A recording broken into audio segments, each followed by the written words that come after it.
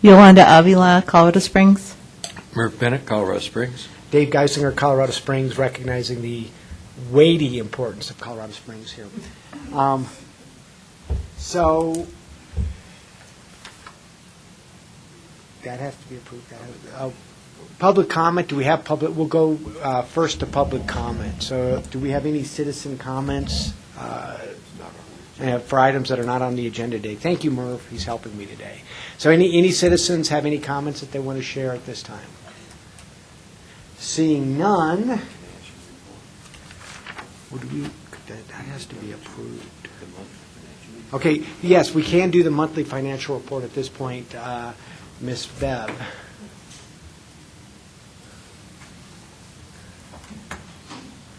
Kind of good. Kind of, sort of. She is best news, Beverly. Always. You're on it. At least it's reflecting that. The light was on right now. Does that work? Yes. Oh, okay. All right. So today we received $8,723,000. So we're below the monthly budget by almost $20,000. So it's almost a break even, but ahead of the year to date by $1,055,000, or 2.7%. So we're still ahead, and compared to last year on page 2, we were ahead of last year's sales and use tax in May by $56,000, or $1,429,000 year to date. So that's the news. Next month, hopefully we'll have a good month with the Wounded Warrior Games and the Senior Open being in June. So, any questions? None from anybody have any questions? Any public comment on that? Okay, thank you. All right, thank you, Beverly. I think the next informational session would be the City of Colorado Springs Transit Services monthly report.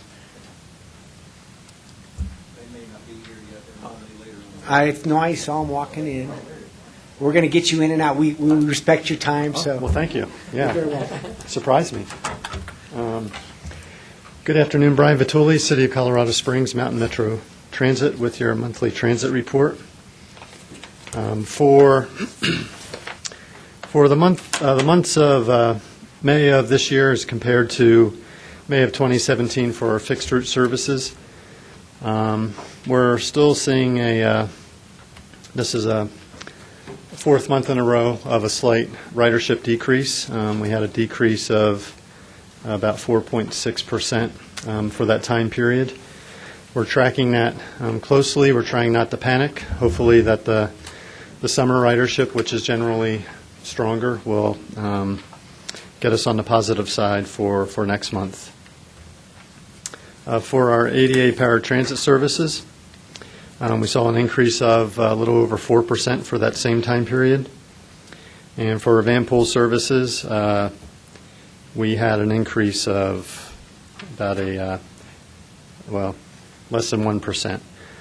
So these services are, the van pool services they're kind of right-sized, and we have a smaller van pool program, but it's running more efficiently, and we are still seeing some increases, which we've reversed a long time trend in 2016 and 2017 of ridership decreases. So we're happy with the performance of that. Project update, we had our public meetings in June for our fall service changes. And this is, the second phase of increases that are due to additional RTA revenues, but also city general fund budget increases. We had 3 public meetings, one at City Hall, one at Library 21C, and one at Pikes Peak Community College's Centennial Campus.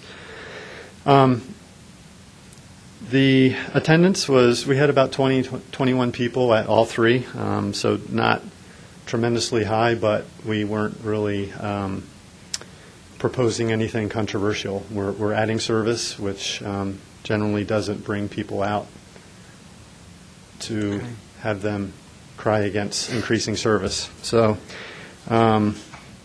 And just a highlight of that, we're doing frequency increases on Route 1 and Route 27.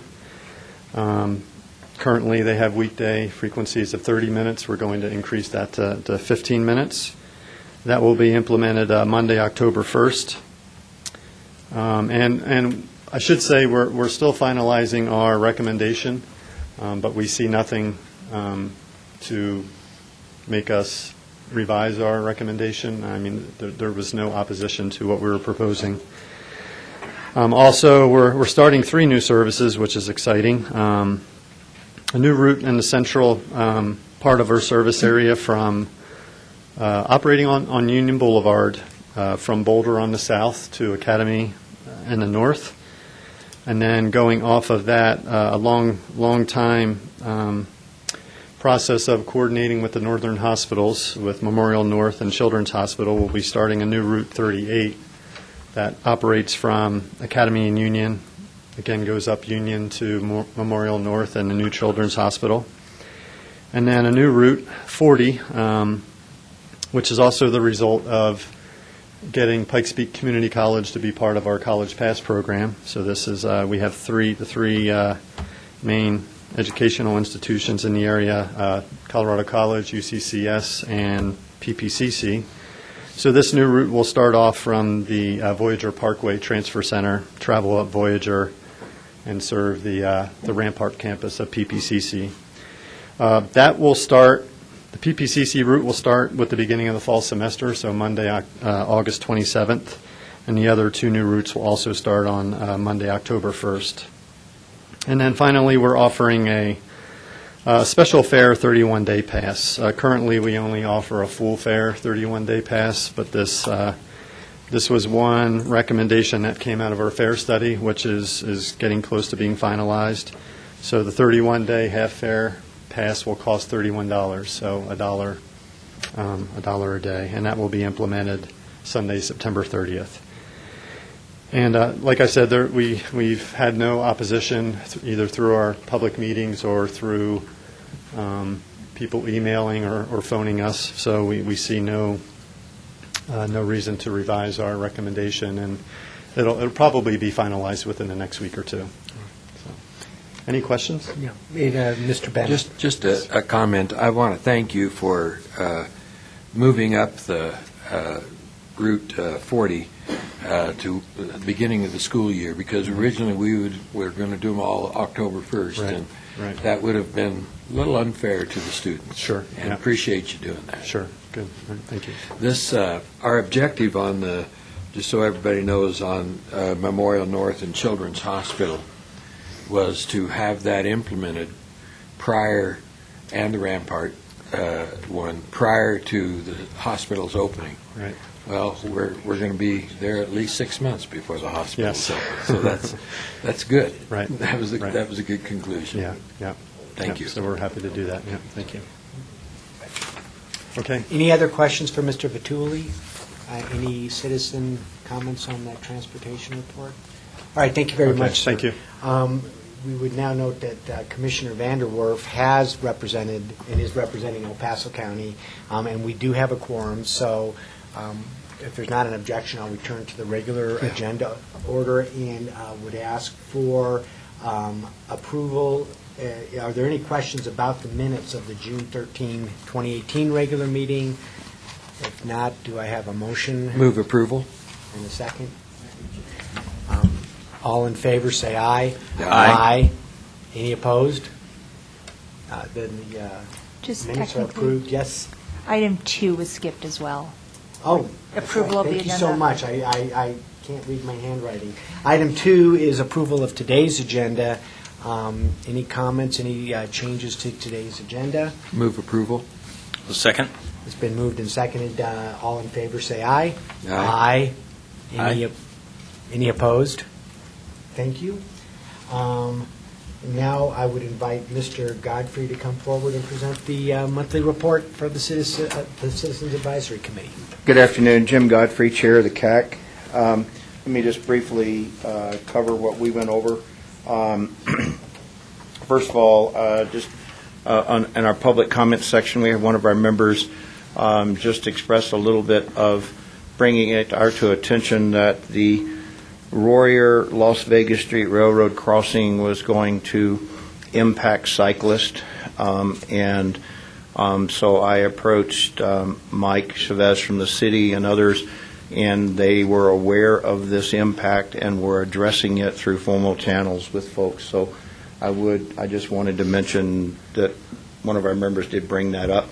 The city has agreed to just bring back a little bit more detail next month, so nothing to report there other than it was a public comment.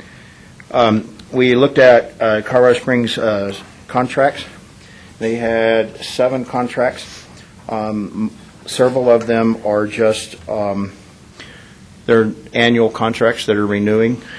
Some of them are changes to scope or contracts where there was a design that was not completed and they started work prior and they've now finalized some of that kind of report. So there was no contentious issues. Everyone answered all the CAC's questions on those. There was a intergovernmental agreement between El Paso County, the town of Rama, and RTA that at our meeting was still in draft, had not been approved. My understanding is that was approved the Thursday after our meeting or the day after our meeting, a couple of days. So we approved that draft in intent, the intent of it, not the final format. I understand in your package you have a final package or a final version of that, but based on the intent of that intergovernmental agreement, we recommended approval pending final formalization of that language.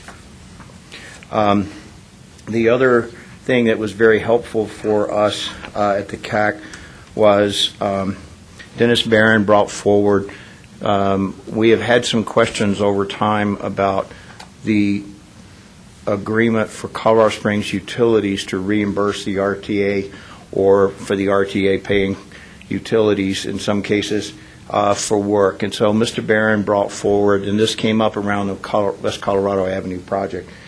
So Dennis did a great job of bringing forward how that agreement works, how the exchange of funding and responsibilities takes place between CSU and RTA, and it was very informative. And so we appreciate, want to thank Dennis for doing that, and Jennifer for supporting that CAC request on that. It was very informative. And then they also looked at the El Paso County change order and property acquisition report, and the city had one too, I think. But other than that, a pretty benign meeting from our standpoint. So, and I'll answer any questions. Thank you, Mr. Godfrey. Are there any questions for Mr. Godfrey?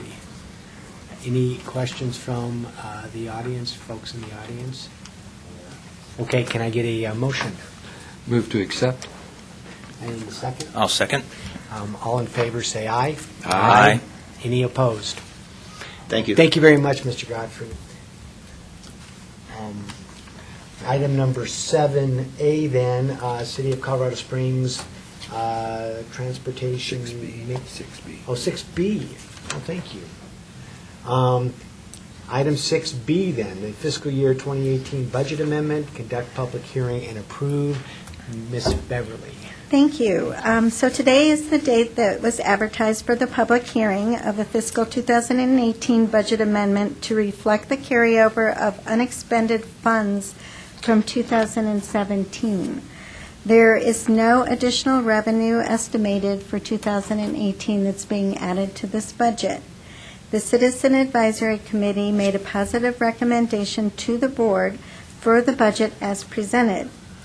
If the board chair would open the public hearing to receive public comments on the proposed amended budget, and after the board's discussion of the budget, the board may approve the resolutions to adopt the amended budget and appropriate the funds for signature by the chairperson, vice chairperson, and board secretary. All right, and just to clarify, as we did in our preparation meeting, the carryover of 2017 monies is not extra money that is subject to the voter-approved initiative for the I-25 corridor project. Is that correct? That is correct. All right. With that, I would open the hearing. Is there anybody from the public who would like to comment on the proposed 2018 budget amendment. Are there any questions or comments from anybody on the board? With that, I would close the public hearing. And Move to accept. do I have a second? I'll second that as well.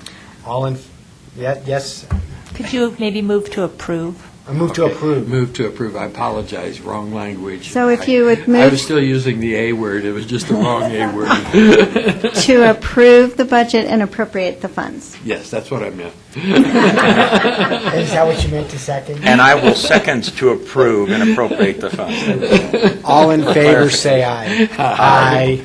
Any opposed? Thank you, that it is approved you. and appropriated. Thank you.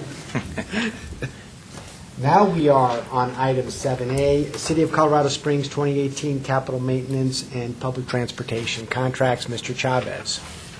Good afternoon, Mike Chavez, City Engineering. We have some fairly, hopefully innocuous contracts to go through. First one is for construction change order to Even Pricer.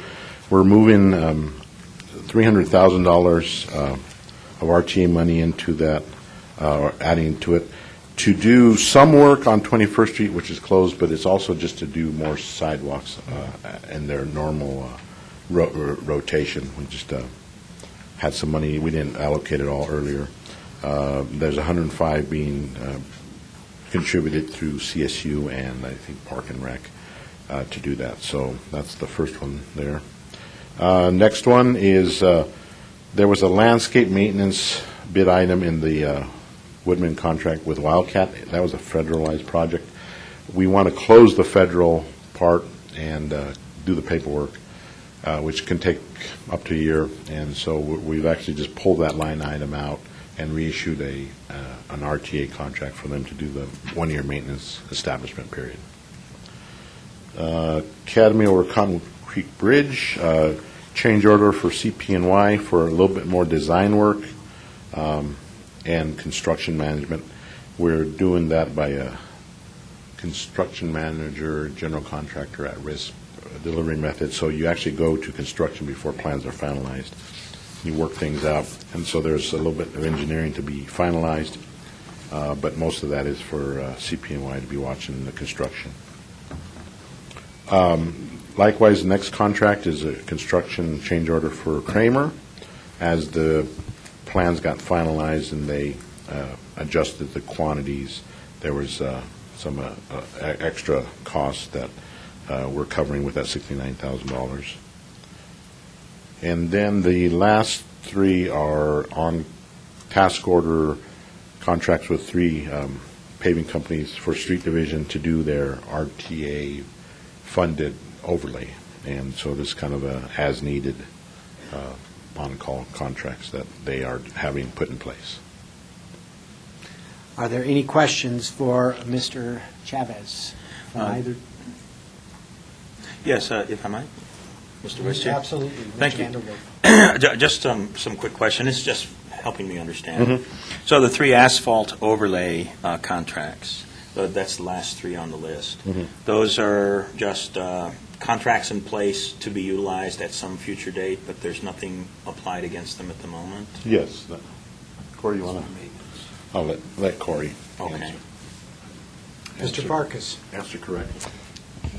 Good afternoon, Corey Farkas, Colorado Springs Public Works. Essentially, that's correct. What we're looking at for our PPRTA contracts for overlay is more of an on-call task order-based system.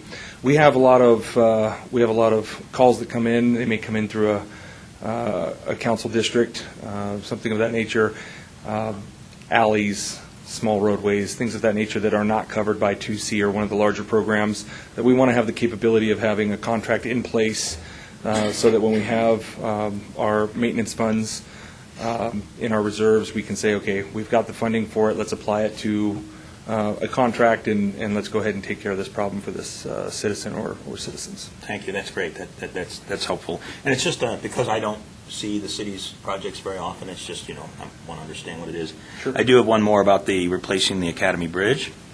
and I just don't know what that project is. And of course, when I see bridge and I see numbers that are in the thousands instead of millions, I must not understand the project. So what is that? So that is replacing the Academy Bridge over Cottonwood Creek between Dublin and York, and south of Woodman. So that's a walking bridge? Or? Well, no, it's the Academy Bridge. It was Okay. too narrow, didn't have sidewalk on one side, and the other side was pretty narrow.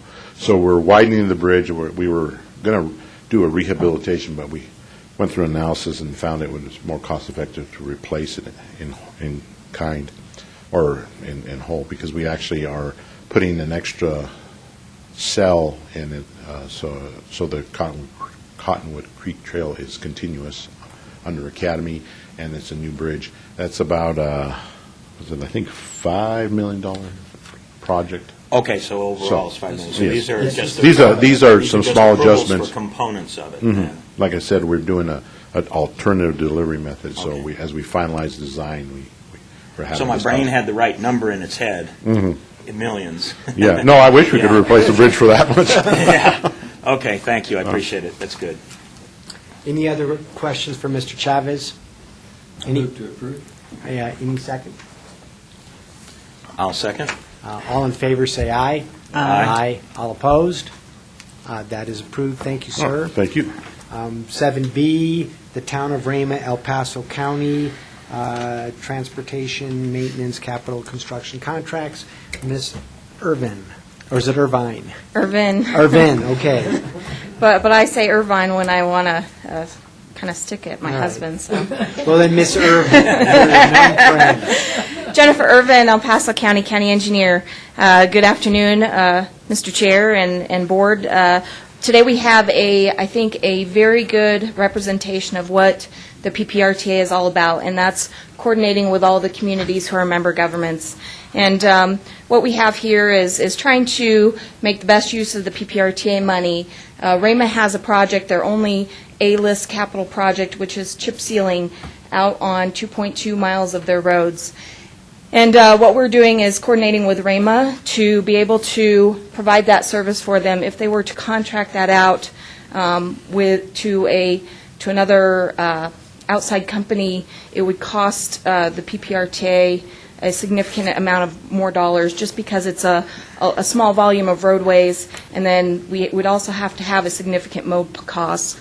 Our crews can do that. That's one of the things that our crews do very well, is our chip sealing, and so we're happy to provide that service and work with the town of Rama. This IGA essentially allows the county to do that work, allows those materials to be provided. Those materials are under an El Paso County contract that was approved by the PPRTA, our chip seal material and our oil. And then what it will do is it will reimburse the county for our staff cost and also our equipment cost. It does not include any overhead or higher amount. It's just actual cost. So this resolution will be taken to our Board of County Commissioners on the 24th, and it's going in front of the town of Rama. And I think it's a good example of how we all work together. In my understanding is the final IGA was approved by county attorney this morning. We had approval last week. We just made sure we were good with the resolution. Okay. So language. I think all of the attorneys are good with it. We had some different iterations, but when I presented at the CAC, it was very close to this version. Right. In fact, they had recommended a small change, and that change was related to clarify that this is Rama's only A-list project. And so I think as a result of that CAC meeting, we actually ended up with a better product. So thank you to the CAC. Okay. Any other questions for Ms. Irvin from the audience? All right, may I get a motion? I move to approve. A second? I'm going to wait for someone else to second, because Second. It's been moved and seconded. I have seconded everything else so far on the agenda, so... 7B has been moved and seconded. All in favor, say aye. Aye. All opposed? That has been approved. And Ms. Irvin, I think you're here for 8B as well. So I'm going to bring one of my staff members, Dennis Barron, up, who is the project manager Okay. for the Colorado Avenue project. Many of you know him. He's been doing a great job on this project, and I just want to say, he's retiring here at the end of August, and he's been a great representative for the county, for the PPRTA, and has done many projects, and most of those have won awards, so. Terrific. So if he's retiring in August, can we be really mean to him in July? And, yes. Will he get the project done before he retires? No, he won't. Okay.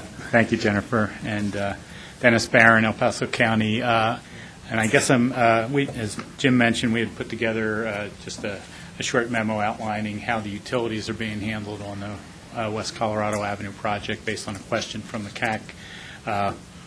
I think you have the memo in your package. If you have any questions, I'll be happy to answer them. I don't have any questions. I do have a comment that I am on the subcommittee that is with the Colorado Springs Real Estate Manuals rewrite, and this clarification, I think, kind of arose out of that as well, and that this is further evidence of what the PPRTA can do with the community.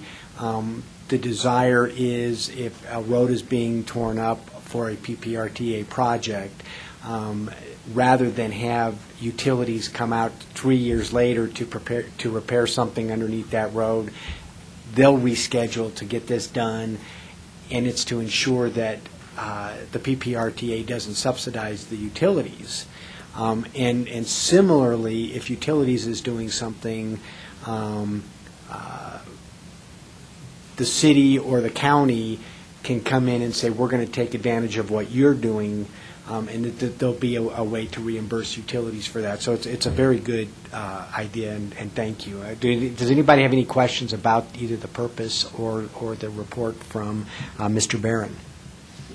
Okay. Have a comment? Yes.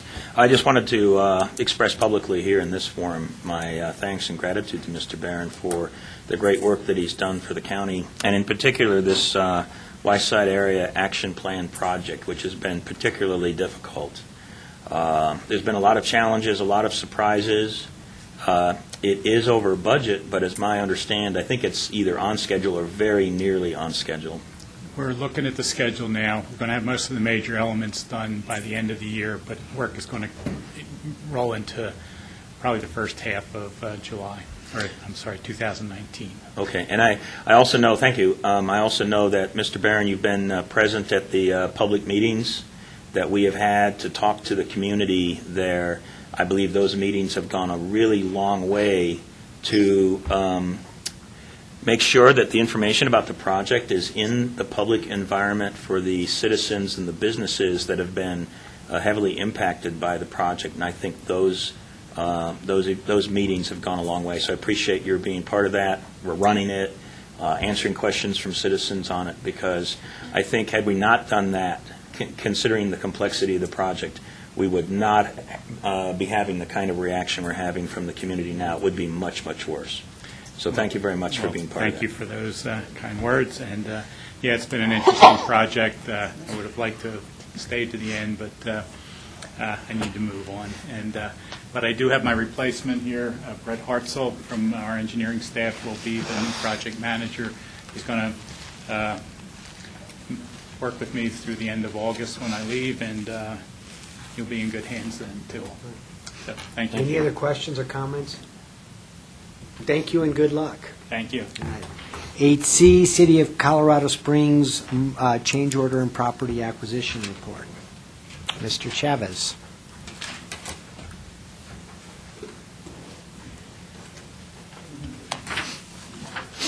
This is an informational item. So if there's any questions on it, I'll take them. Does anybody have any questions on the information provided in the packet? All right. Thank you, Mr. Chavez. Okay, thank you. 8D, El Paso County Monthly Change Order and Property Acquisition Report. Ms. Irvin, or Irvine, I don't know what. I'll answer to anything. Any questions? Any questions? I think it's Irvin in her official capacity, and when she wants to be incognito, it's Irvine. I think it's Jennifer. All right. All righty. Thank you so much. Thanks, guys. 9A, update on CDOT's I-25 gap project update. Thank you, sir. Rick Sonnenberg, PPRTA staff.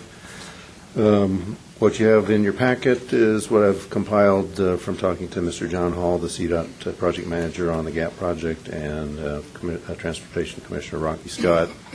The two most recent developments in the last 30 and 45 days are the environmental assessment decision made by the federal government that there's a finding of no significant impact, commonly called a FONSI.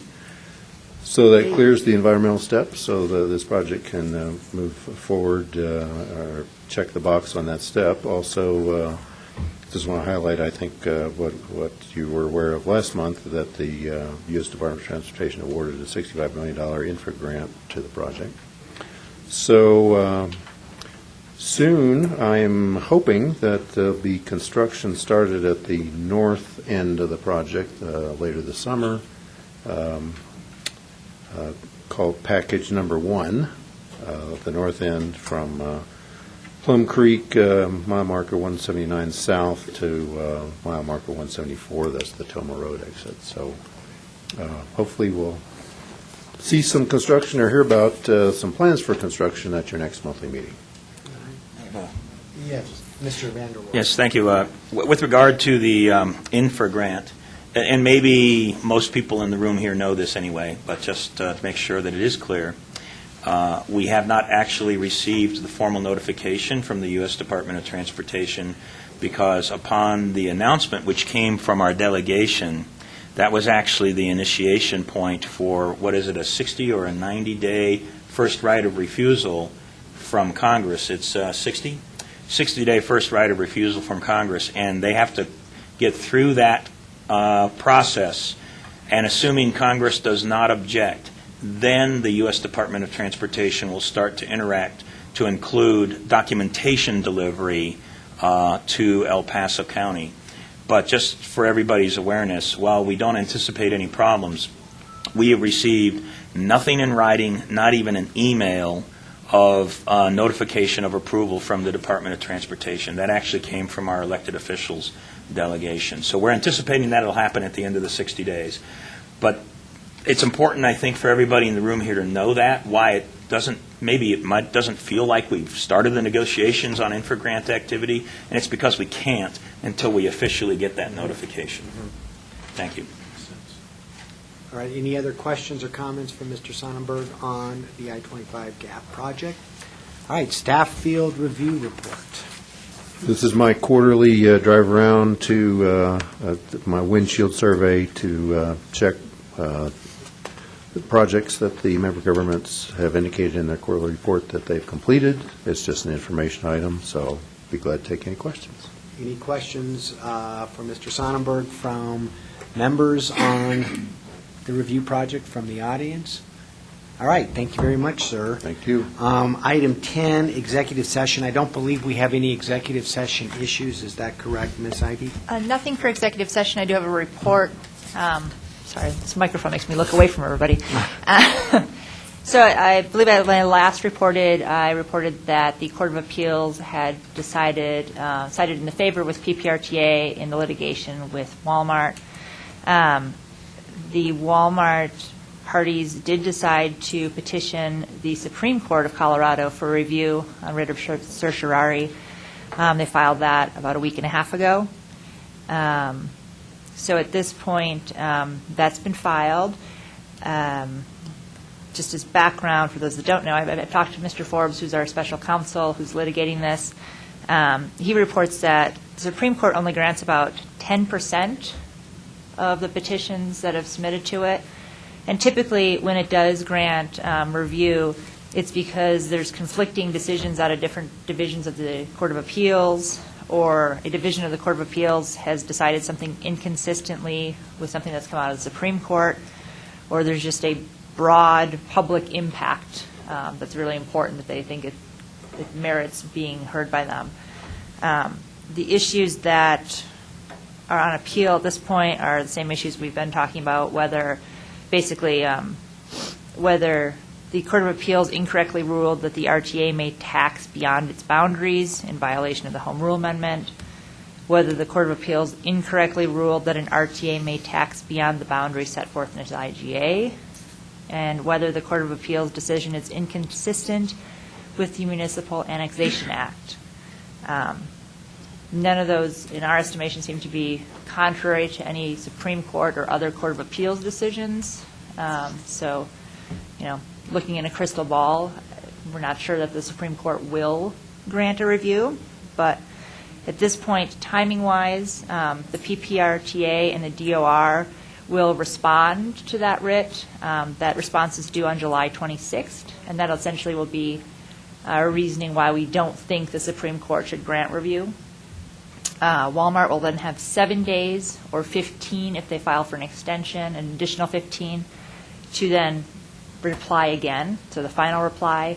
So that would take us to August 18th. And then after that, it lies in the hands of the Supreme Court. And they don't have any deadline for when they have to decide whether they will or will not review it. Peter said typically anywhere between 3 and 6 months for them to make a decision.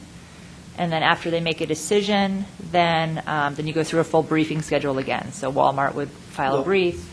That's if they make the decision to Right. grant That's assertion. yes. That's if we were part of that 10% that they actually decide to review, then there would be a full briefing schedule again after that. The good news for the PPRTA is that we get to continue collecting taxes throughout this whole time. So while we're still in the midst of this litigation, we do still get to keep collecting the sales tax. And a denial of the writ is the end Right. of the case. Yep, that's the end. Any questions for Ms. Ivy? Thank you. Item 11 or 12, PPRT member announcements. Any announcements from anybody on here other than they're incredibly impressed with the chairperson's efficiency? I'll second that. That went without saying. All right. Wait a minute, I don't think that's a vote. I think that's information only. All right, adjourned. Yay. That's perfect timing. I know, right?